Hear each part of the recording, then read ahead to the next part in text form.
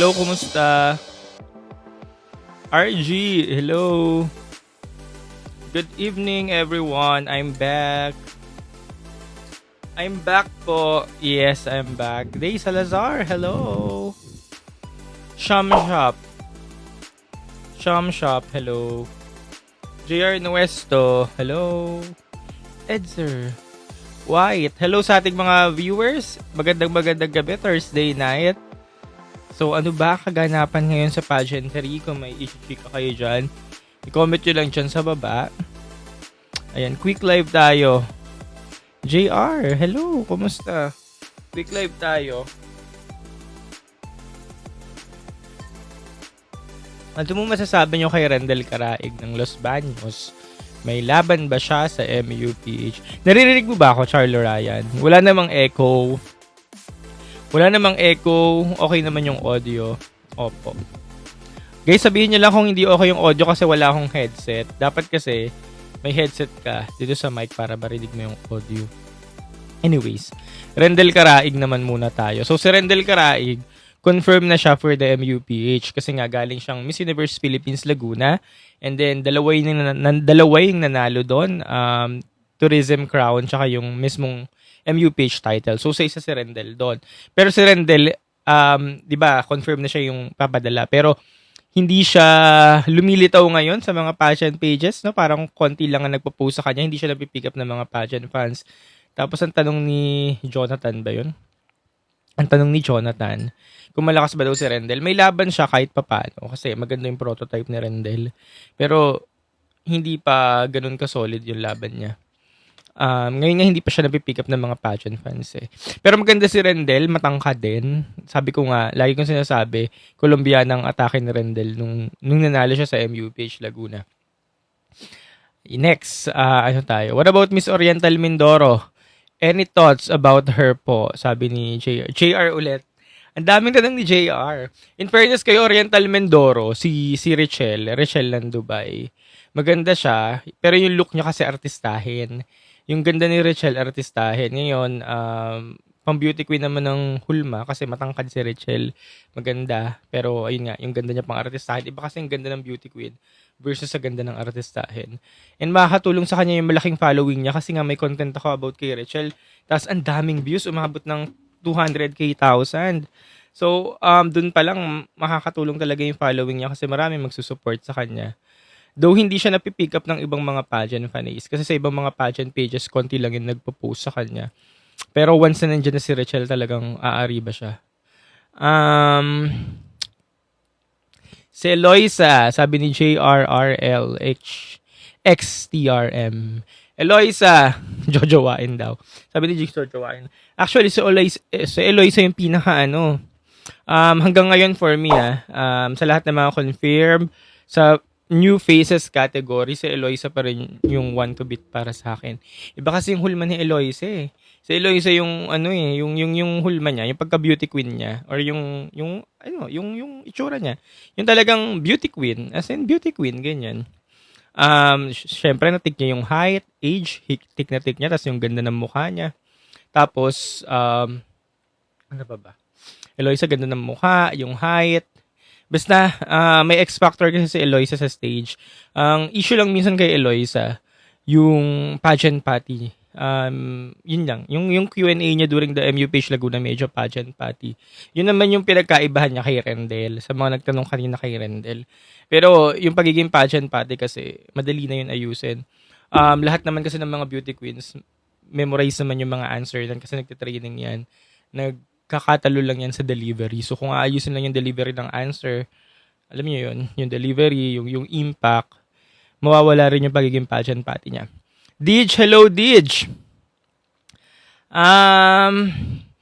Yung thoughts kay Rendel, sagutan natin. Ano pong thoughts nyo kay Miss Kawayan? Miss Kawayan Isabela, yung kakapanalo lang. Sobrang hype ni Jarina. Minsan napapaharina pa ako eh. Harina sad, no Jarina pala. Sobrang hype ni Jarina. Actually, may mga contents ako kay Jarina. Yung una kong contents, as yung pangalawa kong contents, kanina ko lang na-upload. Yung nakoronahan na siya. ang daming views. So, sobrang hype ni Jarina. Wag lang sanang ma-jinx kasi alam niyo naman 'pag hype ang candidate, 'di ba? Nagi-jinx sa corona. So, yun, sobrang hype niya. Hindi na siya dark horse actually 'pag nag-start yung competition. Kasi ang ingay na ng pangalan niya. Ngayon, ang tanong kung ano daw ang thoughts natin kay Jarina. Puwedeng hype lang, puwedeng naging hype lang kasi kamukha ni Atisa. Pero kahapon nung nakita ko yung swimsuit round niya tsaka yung evening gown, kailangan pang puliduhin. Yung pasarela, ganyan, yung oras sa stage, ganyan. Pero maganda siya. Pero yung presensya nga, may X factor, malakas siya. Pero may mga pupuliduhin pa talaga. Tsaka styling. Babantayan talaga yung styling dito sa babaeng to. Maganda si Jarina. Pero yun nga, yung styling minsan ang tapang. Yun yung kailangang antabayanan sa babaeng ito. Kailangan niya kumuha ng magagaling na stylist actually. Sasali ba si Iliana? Guys, abangan nyo na lang. Abangan nyo na lang. Siguro yung iba sa inyo alam na kung ano yung mga balita na mga magaganap sa February. Yan, abangan na lang natin. Thoughts daw kay San Mateo. San Mateo, sino to? San Mateo si Antolin. Ayun, yun yung sinasabing pinakamatinding makakalaban ni Jarina sa Queen Isabela kagabi. Pero hindi nga yun yung nangyari kasi si San Mateo ay hindi man lang nakapasok sa 5. Even runner-up hindi nakakuha ng spot. Ngayon, ano ba nagkulang sa kanya? Kung may hindi natin pwedeng sabing hindi deserving. Okay, deserving ng mga nanalo. Deserving ng mga nanalo nag-play sa kagabi sa Queen Isabela.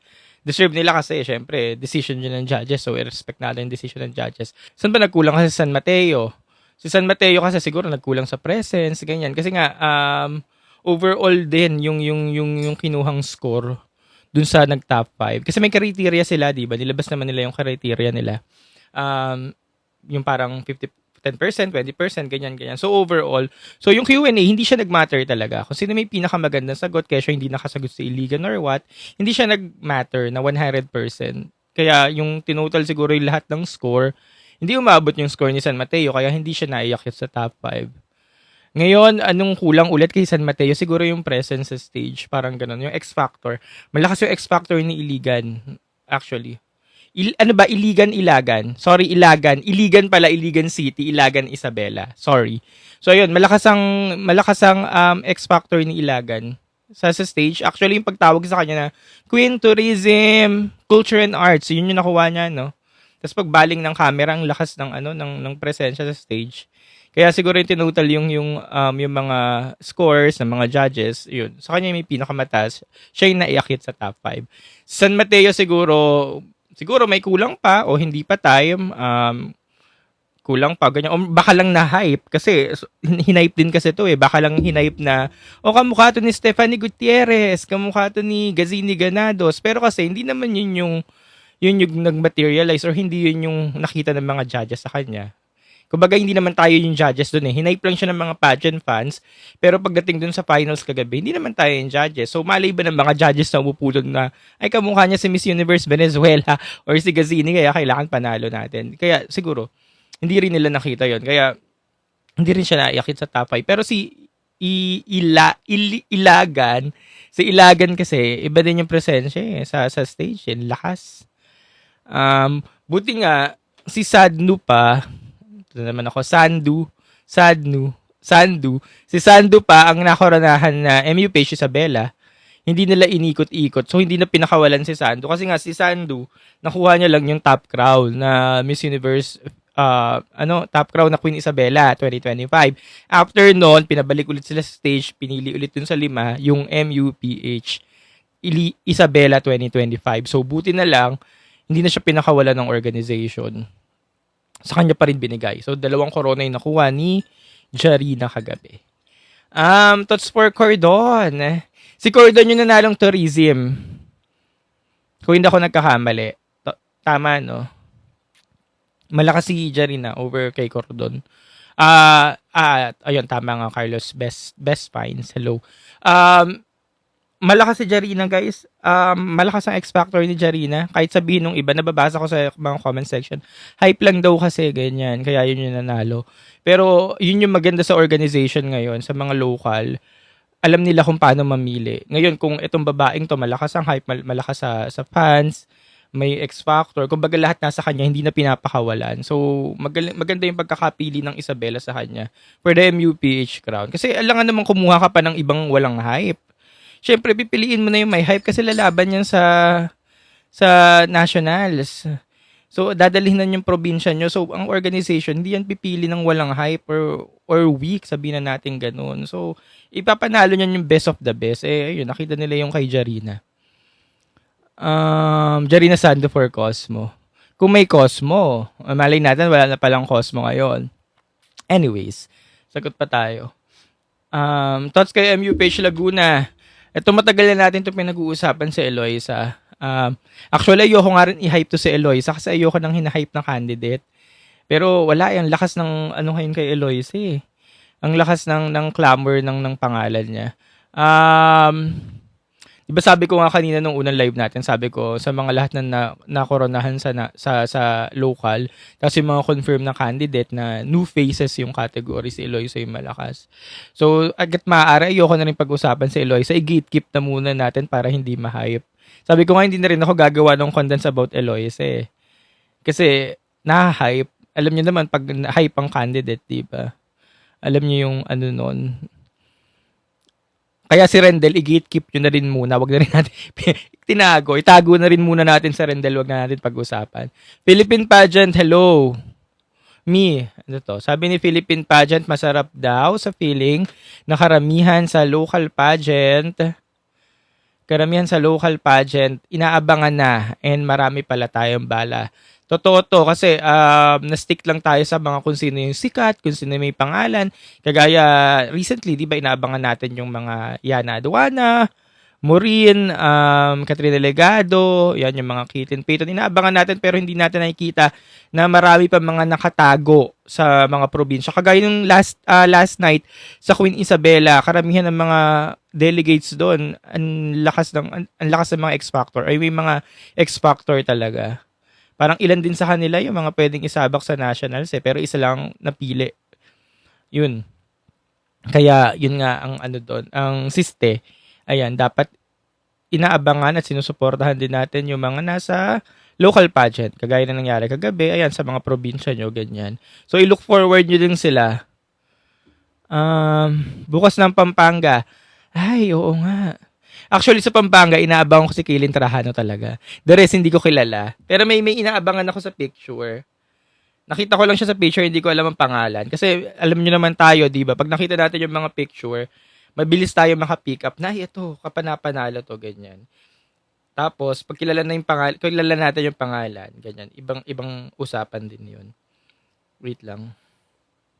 Hanapin ko lang. Hindi ko siya kilala, pero based sa picture. At kilala nyo ba to?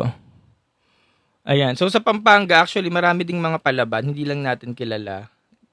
Kasi, natabunan ng issue about Kaylin Trajano eh. Pero maraming palaban sa Pampanga. So, abangan natin yung bukas. Tapos, next week, mangyayari na rin ng Bohol. Ano pa ba next week? Bohol. Then, February, first week ata, Quezon City. So, marami pang. Last na kokoronahan ata, February 8. February 8 yung pinakahuling kokoronahan sa local, kung hindi ako nagkakamali. Ay, sa Carlos Best Find, thoughts po sa Queen Isabella gowns. Guys, yung Queen Isabella, yung mga gown nila, ang alam ko, isang designer lang ang gumawa nun. Pero hindi siya sponsor. Sponsor ba? Alam ko hindi siya sponsor eh. Isang designer lang ang gumawa nun. Tapos, yun, kaya pare-parehas yung design. So, medyo outdated yung design, no? Pero, yun yung kailangang yun nga, sabi nga natin kanina, kailangan yun yung ma-change ni Sandu. Kailangan niyang talagang magandang mga gowns ang gamitin niya sa MUPH stint niya. Medyo oldies din kasi yung styling ni Sandu eh. Kahit yung mga yung pinapakilala pa lang sila dati. Yun. Thoughts about Eliana Aduana. Abangan na lang po natin. Ano na rin ako, napagod na din ako kasi ever since pinag-uusapan na natin to si Yana eh. Hanggang ngayon, wala pa naman paramdam pero malay natin sa February. First week of February, di ba, may mga ano na lang dyan, no? Makita nyo na lang sa mga social media nyo. Sashing ceremony na pala. Kevin, hello. Lalakas ng mga new faces. Parang aariba sila. Aariba talaga to mga new faces kung hindi magpapakita sina Yana, sina Maureen Montagne, tsaka si Winwin. Oo. Pero alam niyo naman na siguro, guys, siguro natulugan niyo na rin, no, yung mga balita, no? Kasi kalat naman na talaga. Kuya Carl, ikaw na lang bumili ng franchise para sa amin. Ang mahal ba ng franchise? Kalahating milyon ata ang franchise kung hindi ako nagkakamali. Enitos daw kay Miss Iligan. Nasa top 5 ko si Miss Iligan as of now. Nasa top 5 na mga ilulook forward. Though, konti pa lang yung mga lumalabas niya na picture sa social media. Pero abangan natin to. Sino ba nasa top 5 ko? As much as possible, ayokong gumawa ng listahan. Kasi dapat, ano nga tayo, dapat titingnan natin bawat girls, no? Pero, currently, konti pa lang talaga yung mga matutunog. So, nasa top 5 ko yung Laguna, si Eloisa, Baguio, Gwendolyn Soriano, ito si Iligan, nabubula. Iligan, tapos, ayan, si dumagdag na si Isabela, si Jarina, tapos, may mga listahan na ako eh. Sino pa ba? Sige, magsabi lang kayo dyan. Thoughts kay Pangasinan. Ito yung sabi kong assignment ko.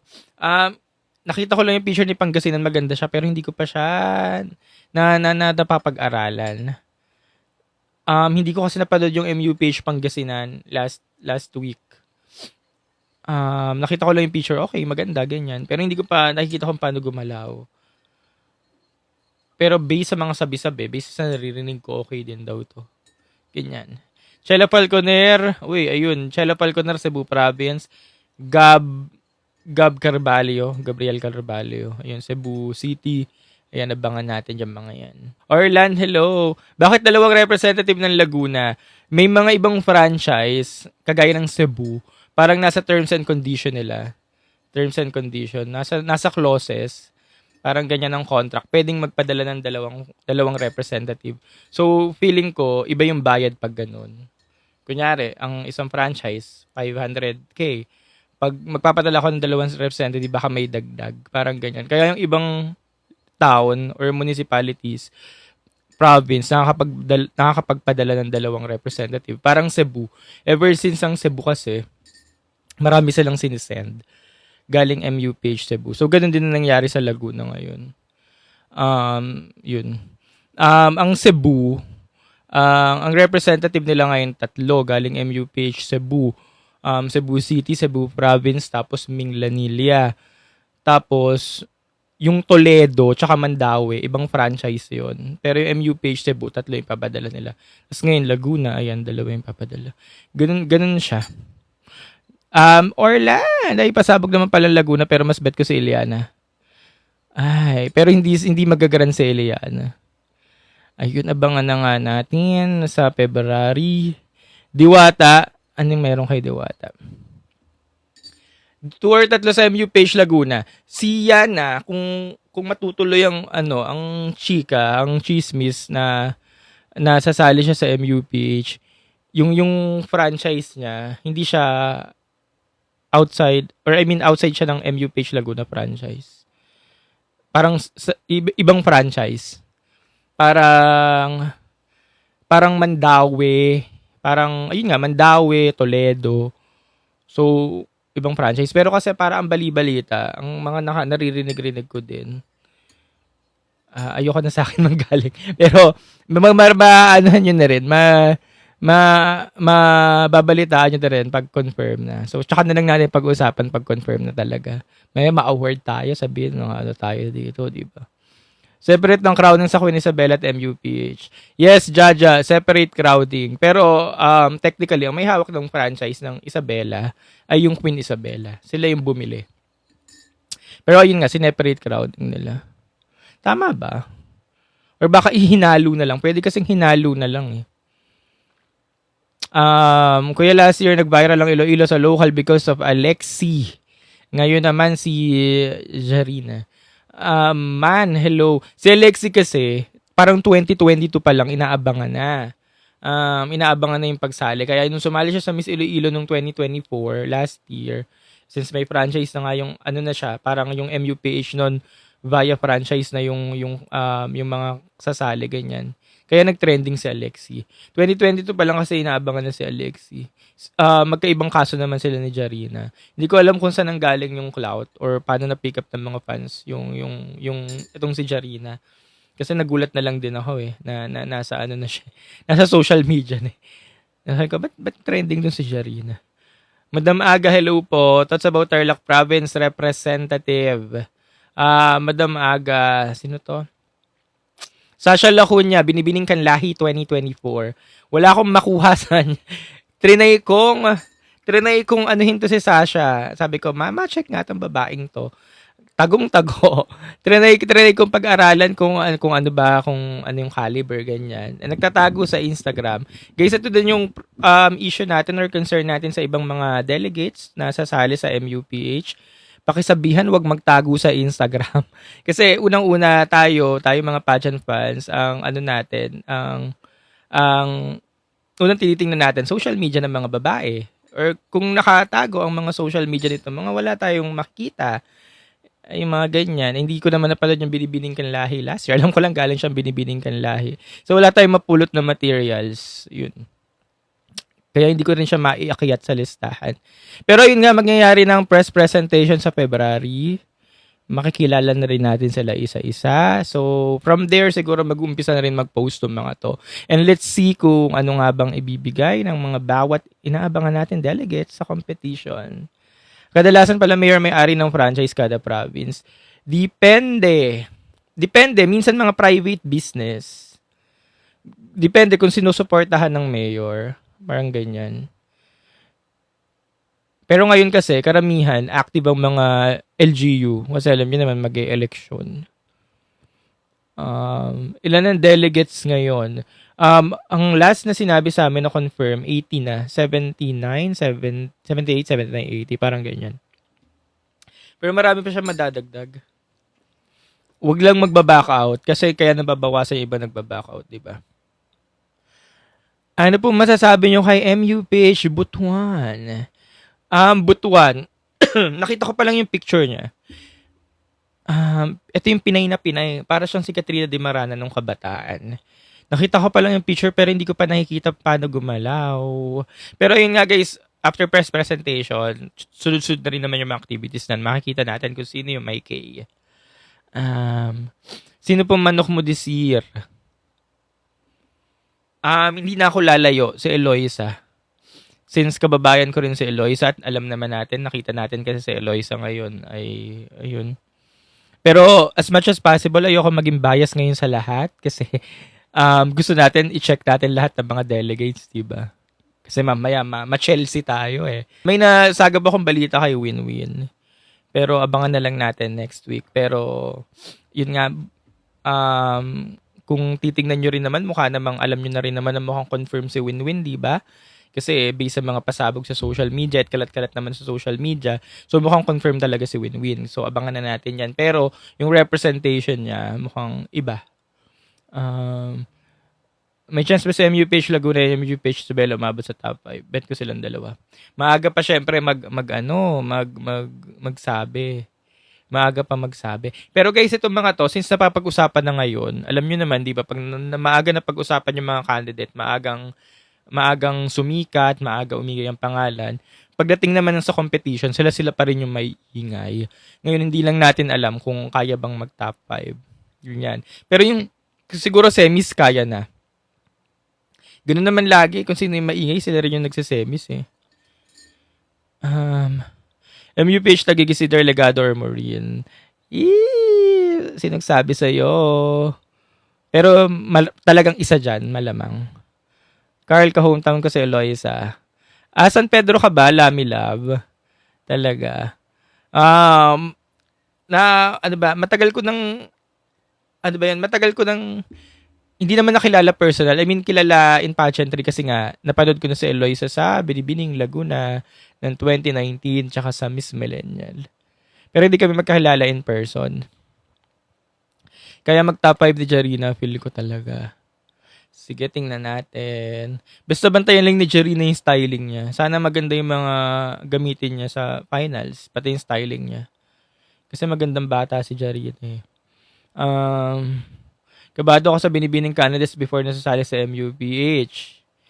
Bakit ka naman kakabahan, Alvin? At na-explain ko na sa podcast ko yung mga binibini contestant na nag-MUPH. Kung bakit nga daw hindi na nanalo. Parang na-explain ko na siya dun sa podcast. Kasi nga guys, kapanapanalo din kasi yung mga nananalo talaga. Hindi naman sila pwedeng lahat manalo eh. Kailangan mamili ng isa. So yun. Tots mo po kay MUP Oriental Mindoro. Hindi ba hype lang si Oriental Mindoro? I mean, may ibubuga naman siya kasi nga, ito si babae, kontesera. Hindi yan yung basta naisip niya lang na magpa-pageant, tas nag-pageant. Kontesera to, tas walang talo sa probinsya. Alam niyo na, nakita niyo naman yung mga sash niya, diba? So, pinanganak talaga para maging beauty queen. Ngayon ang question, hindi ba hype lang ang MUP Mindoro? Hulmahang pang beauty queen naman, ganyan. Pero tingnan natin kung may ibubuga ba. Team Bohol.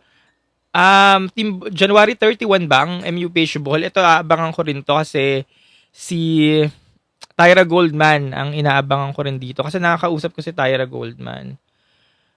So, aabangan ko siya. Kasi nga, kung siya yung magsusuot ng sash ng Bohol, edi laban-laban na. Bardagulan talaga. Tututukan ni Eloisa ang communication skills and overall perfect na. Nakakapagsalita naman si Eloisa pero ano lang, medyo lang rehearse yung stint niya dun sa MUPH Laguna. I mean, lahat naman sila nag-rehearse. Ano lang, sound rehearse, parang ganyan. So, medyo lang, i-tweak lang ng konti yung delivery para magmukhang natural. Oo. Kaya yun yung advantage naman ni Rendel. Sabi ko nga kanina. Yun yung advantage ni Rendel sa kanya. Pero dalawa naman sila sa MUPH, so okay na yun.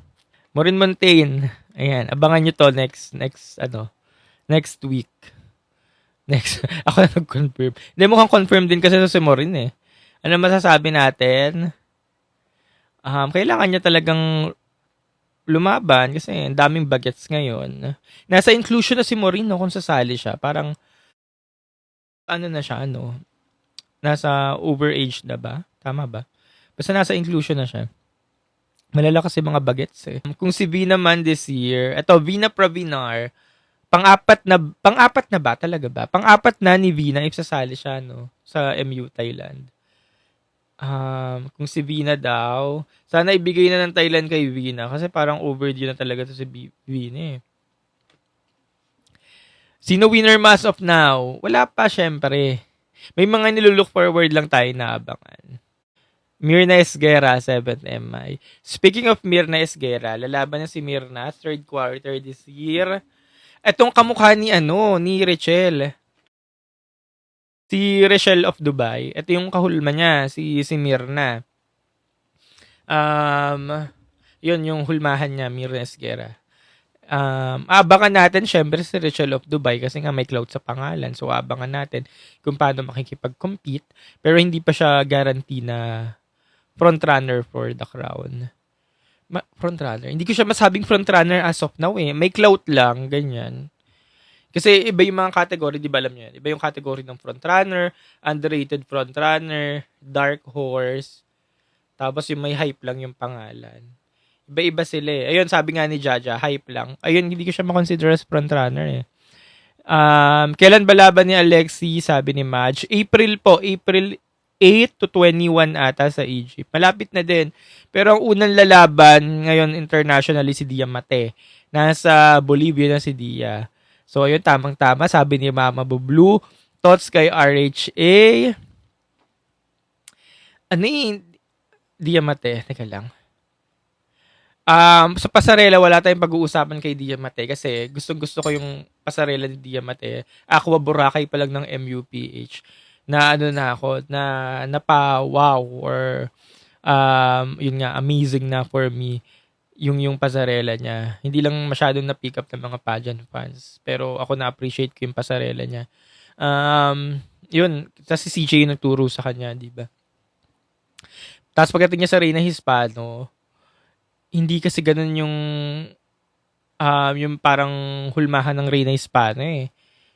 Kaya hindi ko rin makita sa kanya yung corona, kung kaya niya bang makuha yung corona. Siguro runner-up finish kaya.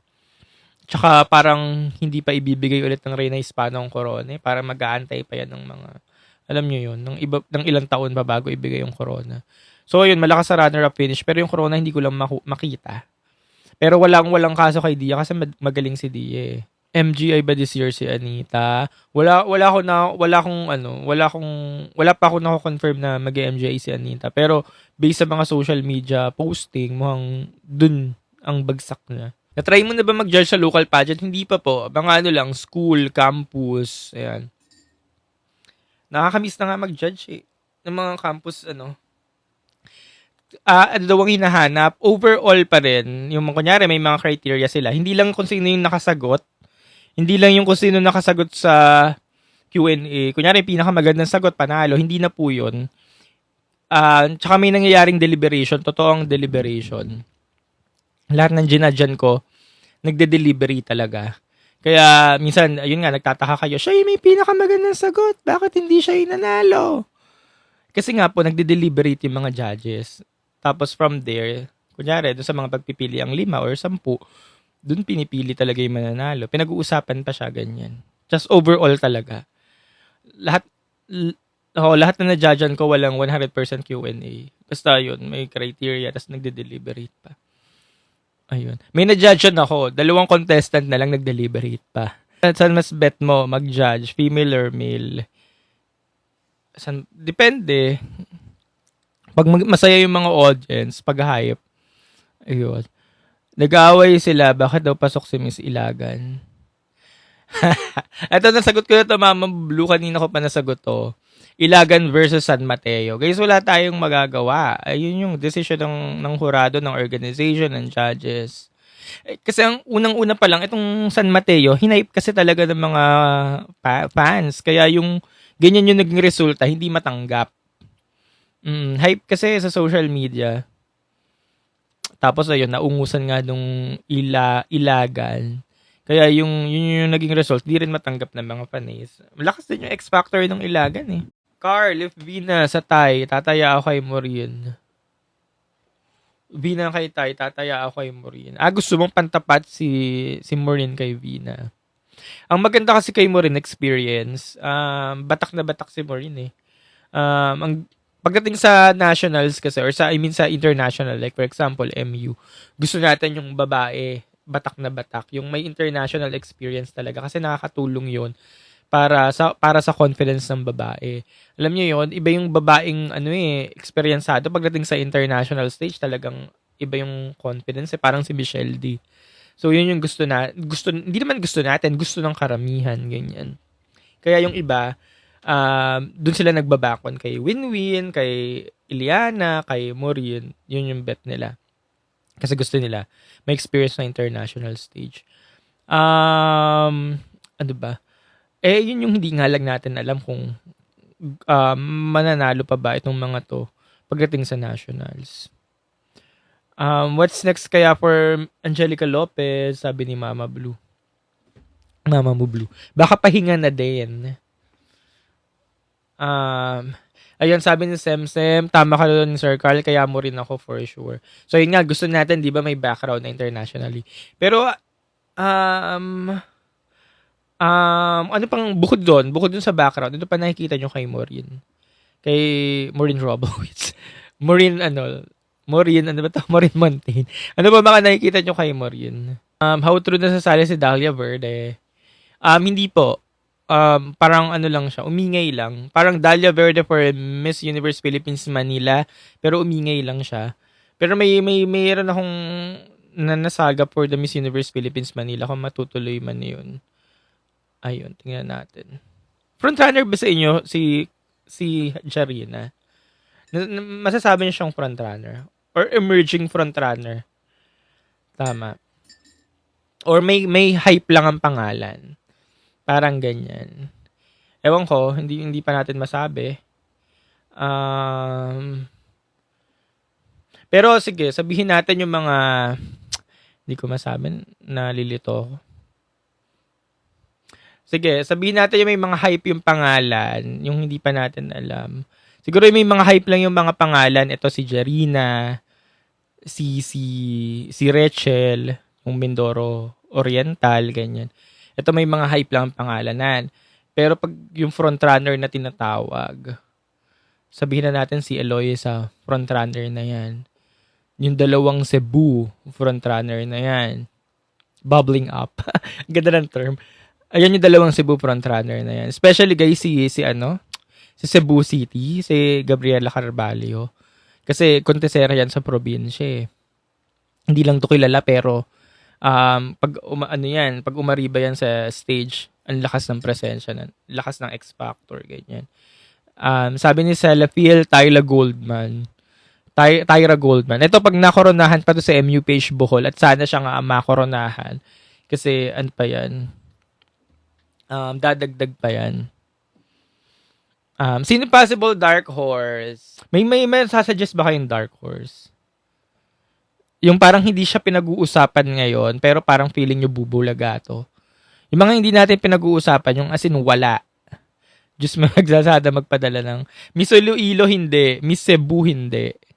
Si Iloilo guys, sino to? Si Miss Earth to eh. Miss Earth Ecotourism, hindi na to dark horse. Actually, parang frontrunner na rin to eh. Malakas din to. Hindi lang to napapag-usapan pero wala tong talo sa mga sinalihan pageant. Tsaka yung itsura nito, siya yung mga beauty queen talaga. Yung beauty queen na hulmahan. Yung malalaki yung bibig, maganda mata, matangkad. Siya yung mga sinaunang beauty queen. Ganito yung mga gustong beauty ni ni Mama J eh. Yung mga ganyan eh. Same sila ni Eloisa. Ayun, kaya hindi ko na sila matawag na dark horse eh. Butuan, sige, abangan natin yung Butuan. Kung dark horse ba siya sa competition. Kasi kahit ako wala akong alam kay Butuan. Tapos pag nag-start yung competition, tingnan natin kung magmamala Rabia siya. O Rabia yung candidacy. Kasi si Chelsea, guys, hindi ko rin matawag na dark horse eh. Same sila ni Bea eh. Kasi si Chelsea, yung pinakilala siya last year, di ba kumalat? MU Fish, Bulacan si Chelsea. Maingay na agad yun si Chelsea. Maingay agad siya na, si Chelsea yung MU Fish, Bulacan, nakakatakot to. Ganyan. Tapos yung kumalat ang mga picture noon, hanggang press presentation, maingay si Chelsea noon eh. Siya, nasa underrated frontrunner category siya. Kaya hindi ko siya masabing dark horse. Same with Bea Luigi Gomez. Hindi ko rin siya masabing dark horse kasi nandun lagi yung pangalan ni Bea. Nasa 7, 8, 9, ganyan.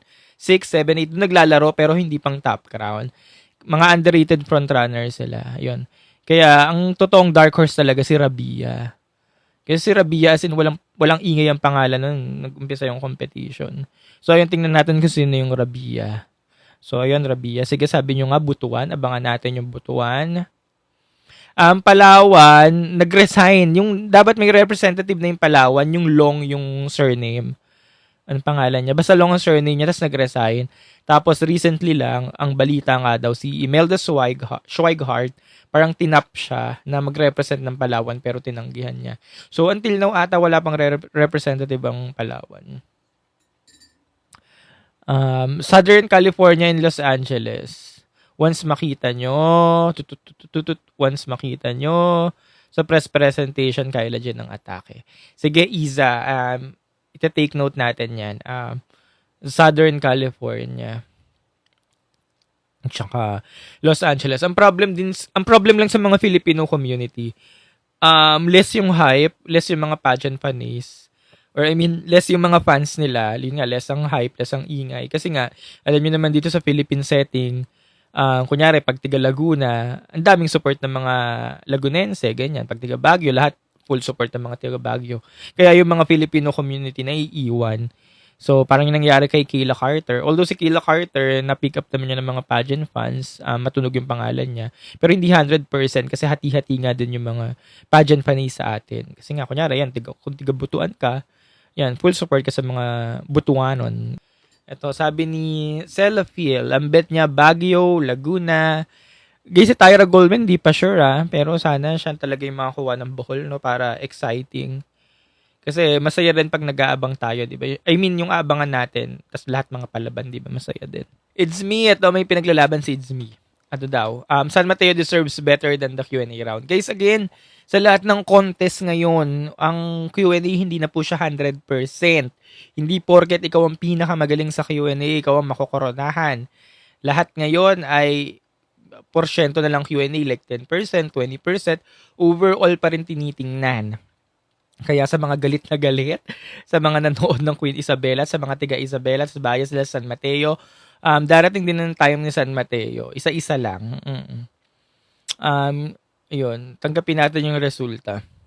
MUPH Baguio, frontrunner or dark horse? Frontrunner na si Gwen. Si Gwen, frontrunner na. Ayun nga yung sabi natin kanina, gusto natin, di ba, dark horse yung candidate. E di, i-gatekeep natin. Di ba, sabi ko nga kanina, si Eloisa, gusto ko maging dark horse. So sabi ko, hindi na ako gagawa ng content. Kumbaga, i-gatekeep natin, ganyan. Kasi wala pag na-pick up ng mga pageant fans, pag laging laman ng social media, frontrunner yan or hype, ganyan ang dating. Guys, pag sinabing dark horse, ibig sabihin may laban, ha? May laban yung babae pero hindi lang napapansin. So for now, hindi ko pa masabing may laban yung dalawa. Sa inyo po kay Tara this year. Ay, frontrunner or crown? Frontrunner si Tara for Supra kasi Philippines yung sashnan. Yung crown sana. Pero hindi pa natin kasi alam, hindi natin masabi. Pero malakas si Tara, siguro runner-up post, ganyan, top 5, ganyan, semis. Ayan, mag-agree naman tayo dyan lahat. Pero medyo nag-gain lang ng weight sa Tara ngayon. Sana magpapayat ulit siya, ha. Kasi mga recent mga videos na naglalabas sa social media, medyo nag-gain weight. Pero madali naman si Tara pumayat. Kaya, ayun, paghahandaan naman niya yan. Pero yun, malakas si Tara. Hindi naman tayo nagsasalita ng tapos. Malakas siya for runner-up post, ganyan. Pero sana makuha yung corona. Kasi matagal na rin naman tayo nakakuha ng corona sa Supra. Parang after 11 years na ata, ganyan. 12, ganun. So, baka naman ibigay na sa atin ng Supra organization. At kung si Kirk ang mananalo sa Mr. Pilipinas Worldwide, dalawa sila na makikita natin sa Supra. Mr. Pilipinas Worldwide, sabay sila ng preliminary ng Miss Universe Philippines, April. Ngayon, ang finals nitong Mr. Pilipinas Worldwide din ata. Oo, pero ang confirm, pagsasabay sila ng preliminary.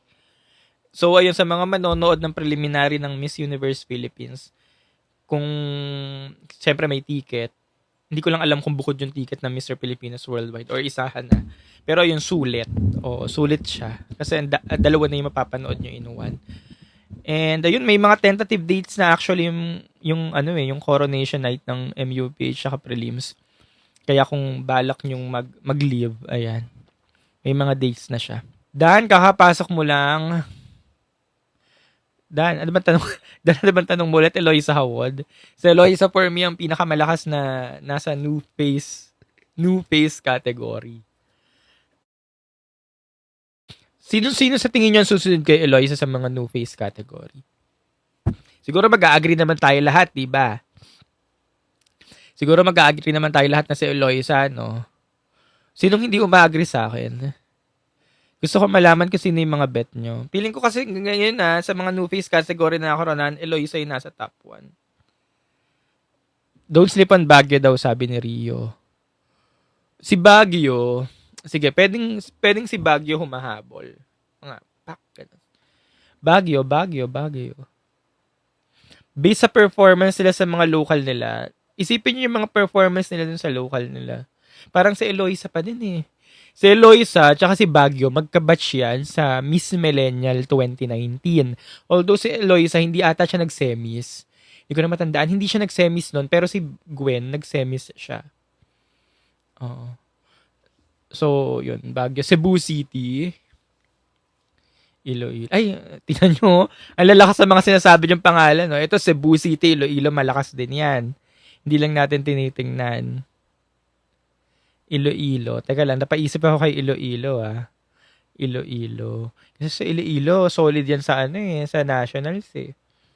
Hindi lang talaga natin binabantayan, eh. Wait lang, Iloilo. Si Isabela, hindi ko ba masabi? Feeling ko hype lang to si Isabela, pero maganda siya. Pero feeling ko hype lang. Kasi marami pang aayusin kay Isabela, eh. Yung performance niya, yung swimsuit, evening gown, aayusin pa, ganyan. Styling, aayusin pa. Ayun. Basta marami pang aayusin kay Isabela. Pero ang ganda niya. Tsaka may ibubuga.